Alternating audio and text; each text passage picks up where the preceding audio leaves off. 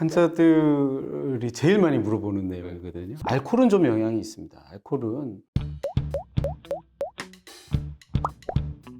오늘은 의정부 성모병원 신경과의 박정욱 교수님 모시고 편두통의 예방과 치료에 대해서 공부해 보겠습니다. 어서 오십시오. 안녕하십니까? 네, 반갑습니다. 편두통 환자가 전 세계에 10억 명 이상 있다는데 이거 사실입니까? 네, 맞습니다. 외국이나 여러 가지 그 유병률 보고 보면 일관적으로 한 5에서 15% 나라마다 좀 다르긴 하지만 국내에서 제시했던 연구에서도 한 10에서 15% 정도 유병률을 보고했으니까 그 정도가 맞다고 봅니다. 그러면 한국에도 최소 500만 명. 네, 인구 대비로 하면 그렇게 따지면 그렇게. 편두통이라는 게 유난히 심한 두통 이렇게 말할 수도 있습니까? 두통 중에는 좀 심한 편이다. 그럼요. 이제 덜 아픈 분은 병원에 안 오고 그냥 진통제 먹고 치우니까. 그렇죠. 이제 실제적으로 일반 인구 대상으로 했을 때는 긴장형 두통이 제일 많거든요. 네. 근데 이제 긴장형 두통은 일상생활에 그렇게 지장을 초래하거나 경제활동에 지장을 초래하는 일이 많지가 않아요. 그래서 이제 그냥 자가로 그때마다 이제 진통제를 먹게 되는 경우가 많고 의사를 만나게 될 정도의 그런 극심한 두통을 갖게 되는 환자들을 이제 저희가 이제 보게 되기 때문에 그래서 병원 기반으로 하는 그러한 환자들을 대상으로 했었을 때는 엄청 많죠. 그러니까 이제 50% 가까이 되는 거 극심한 두통의 한 형태라고 보는 게 맞을 겁니다. 사실 제가 학교 다닐 때 네. 이게 그때는 특별한 무슨 치료법이 없었던 것 같거든요. 근데 요새 막 새로운 치료법들이 많이 그렇죠. 생겼다고 네, 하더라고요. 네.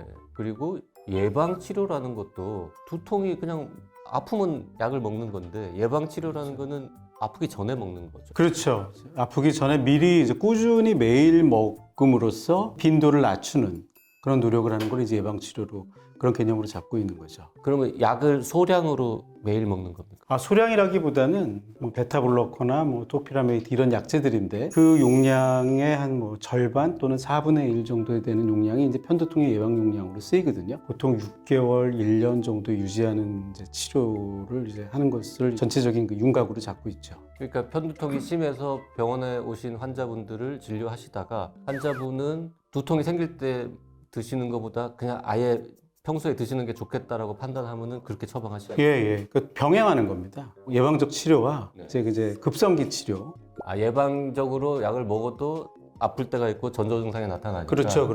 그때 또 드시고. 그래서 예방 치료를 하게 되는 거는 이제 그 사람이 한 달에 보통 두통 횟수가 얼마 이상 정도 되는 그런 빈도를 가지고 있어야 예방 치료의 대상이 되거든요. 그래야 이제 낮춰질 수 있는 타겟도 생기는 거니까. 타이레놀을 매일 집어먹는 거하고는 좀 다른 거죠. 네. 그거는 전혀 다른 개념이고요. 예방 치료제는 그 진통제 성분을 포함되어 있는 약은 쓰지 않습니다. 그 편두통 예방 치료로 여러 가지 약을 쓰는 것 같은데 지금 고혈압 약이랑 항경련제는 말씀하셨고 네. 또 다른 약들은 어떤 게 있습니까? 사만항우울제 계열을 이제 또 많이 이제 선호하게 되고요. 그다음에 이제 고혈압 약의 기전을 갖지 않은 이제 칼슘 기량제도 쓰는 경우가 있고 만성 편두통의 경우에는 이제 보툴리눔 톡신, 보툴리눔 독소를 이제 주사하는 거를 이제 어디다가요? 머리 주변에 근육에다가. 여기에다가? 네. 보톡스는 맞아보신 분들이 많아가지고 그 피부과에서 놓는 거랑 같은 위치에 하는 겁니까? 근데 위치는 좀 다르죠. 피부과에서 하는 거는 이제 안면 쪽에 이제 많이 이제 하고요. 주름 때문에. 저희는 안면부는 일부 있고 목 근육하고 이제 뒤에 어깨하고. 그 완전 새로 나온 약도 있다면서요? 편두통의 원인 물질이 뭐냐 가지고 이제 처음부터 계속 연구가 되었었어요. 그래서 처음에는 세로토닌 쪽 얘기가 많이 되다가 결론적으로는 이제 이게 CGRP라는 신경 전달 물질이 이제 주된 물질이라는 게 이제 확인이 됐거든요. 그래서 그 CGRP가 뇌에서 분비되는 양을 이제 억제하는 그런 표적, CGRP의 레벨을 낮춰주는 그러한 치료제가 이제 나오게 돼서 그게 이제 그 편두통에 특화된 치료다. 과거에 편두통에 쓰던 약들이 다른 병에 쓰는 약을 이렇게 좀 빌려와서 쓰는 거였다면 그렇죠. 요 CGRP 요거는 딱 그 올소독스한 그렇습니다. 편두통 치료제군요. 근데 요거는 치료로는 안 하고 예방으로만 씁니까? 지금 나와 있는 거는 이제 주사제거든요. 치료 기전은 이제 두통의 그 전체적인 CGRP 레벨을 좀 꾸준히 낮게 유지함으로써 두통이 올 확률을 낮추는 그러한 빈도를 낮추는 예방적인 치료로 되고 있고요. 아마 곧 우리나라에도 이제 급성기 때 진통제 대신에 이 CGRP를 아주 급격하게 확 낮춰줄 수 있는 그런 기량제 개념으로 우리나라에도 곧 소개가 될 거라고 생각이 됩니다. 주사제라고 하셨는데 네. 그러면은 얼마나 자주 병원에 가는 겁니까? 지금 나와 있는 거는요, 한 달에 한 번 맞거든요. 한 달에 한 번 맞고 또 한제제는 이제 3개월에 한 번 맞을 수도 있고요. 근데 병원에 꼭 오셔야 될 필요는 없어요. 자가로 충분히 주사가 가능합니다. 그러면은 한꺼번에 한 3개월, 6개월치 가져가서 한 달에 한 번씩 찌르는. 그렇죠. 주사제도 있고 경구제도 있는데 요 주사제로 예방요법을 받은 분들의 그 환자들의 반응 이런 거 보면 진짜 네. 효과가 있다 이런 걸 체감하시는지요? 네, 체감합니다. 이게 근데 이제 물론 반응률이라 그래서 전체 모든 환자들이 다 반응하지는 않는 것 같아요. 편두통의 기전을 가지고 설명을 하는데 어찌됐든 뭐 적어도 3분의 2 이상은 효과를 보여지는데 그 좋아지는 횟수가 줄어드는 효과가 경구제 아까 말씀드린 뭐 토피라메이트나 뭐 혈압약 그런 약을 썼을 때 빈도가 떨어지는 거에 비해서 훨씬 더 아주 급격하게 떨어지는 거를 보고 있어서 저희도 뭐 치료하면서도 가끔 놀랄 때가 좀 있긴 합니다. 요거는 비용 부담은 그렇게 크지 않습니까? 그게 조금 건강보험 안 되는. 안 되니까요. 아. 예. 현재로는 좀 보험 안에서 쓸 때는 아주 극심한 난치성 근접한 환자들한테 이제 사용하게 되는 것 같고 이제 비보험으로 사용하게 되면 환자의 폭을 좀 넓힐 수 있습니다. 비보험으로 하면 한 달에 얼마인지 여쭤봐도 됩니까? 그럼요. 병원 따라 좀 다를 것 같긴 한데. 한 30만 원에서 한 60만 원 정도. 한 달에. 네.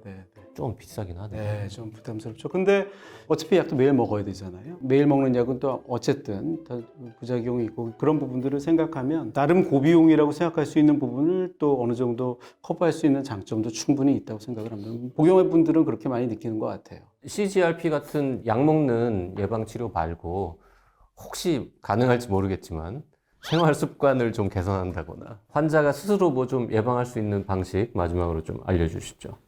환자들이 제일 많이 물어보는 내용이거든요. 저희는 이제 환자들한테 그렇게 얘기합니다. 아주 모범적인 엄마 말을 잘 듣는 초등학생처럼 살아라. 그게 뭐냐지? 아침에 같은 시간에 일어나고 네. 같은 시간에 밥을 먹고 네. 같은 시간에 잠을 자고 왜냐하면 이제 편두통이 생기는 시간대와 기전들을 이제 놓고 봤었을 때 상대적 에너지 결핍과 상대적 수면 변화가 편두통의 그 일어날 확률을 많이 높이는 걸로 되어 있어요. 아, 그래요? 네, 그래서 이제 보통 이제 편두통 환자들이 주말에 많이 생기거든요. 그래서 이제 그걸 홀리데이 두통이다, 뭐 휴일 두통이다 얘기를 하는데 그게 이제 생기는 기전이 여러 가지가 있습니다만은 아무래도 주말에는 평소와는 다르게 수면이 길어지면서 아침 시작 시간이 늦잖아요. 그럼 그때 일어나는 그 기간에 이르는 상대적인 그 메타볼리즘이나 그 공복의 그런 부분들이 편두통에 촉발되는 게 많은 걸로 돼 있어요. 같은 시각에 자고 깨고 네, 같은 먹고 규칙적으로 하는 거. 네, 뭐, 중요합니다. 네. 또 뭐 있어요? 또 이제는 보통 이제 외국이나 다른 데서는 이제 음식이 이제 MSG나 뭐 붉은 뭐 레드 와인, 뭐 치즈 뭐 이런 것들이 이제 잘 유발되는 음식으로 알려져 있는데 사실 제가 환자들을 경험하는 바로서는 우리나라에서는 그게 그렇게 맞지는 않은 것 같아요. 왜냐하면 그 음식들이 많이 사람들이 이제 많이는 안 먹잖아요. 예, 많이 안 먹는 음식이고 근데 이제 알코올은 좀 영향이 있습니다. 알코올은 노출되는 확률에 비해서 그것이 노출됐을 때 편두통을 유발하는 유발인자, 그걸 유발력이라고 하는데 그 유발력이 꽤 크거든요. 뭐 레드와인뿐만 아니라 뭐 전반적인 그런 음주를 좀 피하는 게 중요하고요. 카페인이 또 카페인, 네. 카페인이 중요한 역할을 해요. 근데 이제 카페인은 조금 의미가 다른데 카페인 자체는 진통 효과가 있는 걸로 되어 있습니다. 그래서 일반 약국에서 파는 약도 보면 그 안에 좀 카페인이 들었죠. 들었죠. 그래서 또 카페인 먹으면 기분도 좀 좋고 뭐 이렇게 좀 되는데 그게 카페인이 이제 일정량이 꾸준히 들어가다가 갑자기 이제 좀 양이 확 줄어드는 패턴으로 변할 때 이제 그 일종의 이제 금단이라고 보는데요. 그 금단 증상이 왔었을 때 편두통이 이제 확 유발되는 경우들이 그래요? 많습니다. 그럼 카페인은 꾸준히 많이 먹어야겠네요. 의사로서는 조금 계속 많이 먹으라 할 수는 없기 때문에 너무 같은 많이- 양을 유지하라고 얘기를 하죠. 너무 많이 먹는 것도 유발할 수 있어요? 많이 먹는 사람들이 금단 올 확률이 많죠. 아, 많이 먹다가 그렇죠. 떨어졌을 때 요거 하나만 알려주세요. 그 내가 머리가 좀 많이 아프고 편두통인 것 같기도 하고 한데 뭐 두통으로 병원 가냐 생각하는 분들한테 요 정도면 일단 한번 와봐요. 뭐 제가 편두통을 두통을 전문으로 하는 의사로서는 웬만하면 오시라고 얘기를 드리고 싶습니다만 두통이 뭐 한 달에 한두 번, 뭐 몇 달에 한 번씩 오는데 그걸 가지고 걱정하셔서 그럴 건 아닌 것 같고, 두통 때문에 내가 학교를 다니거나 경제 활동을 하거나 직장 활동을 할 때 그게 50% 하기는 하는데 기능이 안 되는, 유의하게 떨어지는 날이 한 달에 한 3일 이상, 그때는 좀 체계적인 치료를 해서, 왜냐하면 그렇게 해야 이제 일상으로 복구가 되거든요. 이제 편두통이라는 게 언제 예측하기 어렵게 오기 때문에 이게 이제 늘 문제가 되는 거기 때문에 한 달에 한 3일 정도, 그 정도 될 때는 저희 같은 전문가를 찾아오시면, 아니면 그거 아니어도 진통제를 먹게 되는 걸 또 하나의 또 중요한 변수로 봅니다. 그래서 미리 먹는 사람들도 있어요. 실제 아픈 것보다 나의 어떤 퍼포먼스를 좋게 하기 위해서 먹는 분들도 있고, 그 진통제를 복용하게 되는 횟수가 일주일에 뭐 2회, 그 일주일에 2회라는 게 하루에 2번 먹는 것까지 치는 겁니까? 1일로 보시면 됩니다. 하루에 2번은 하나로. 일주일에 이틀. 한 달에 3일 이상 망가지거나 아니면 두통약을 일주일에 이틀 이상 먹는 분은 그렇습니다. 가져오라. 네. 네, 네. 알겠습니다. 오늘 의정부 성모병원 신경과의 박정욱 교수님한테 편두통에 관련해서 많이 공부해봤습니다. 고맙습니다. 감사합니다.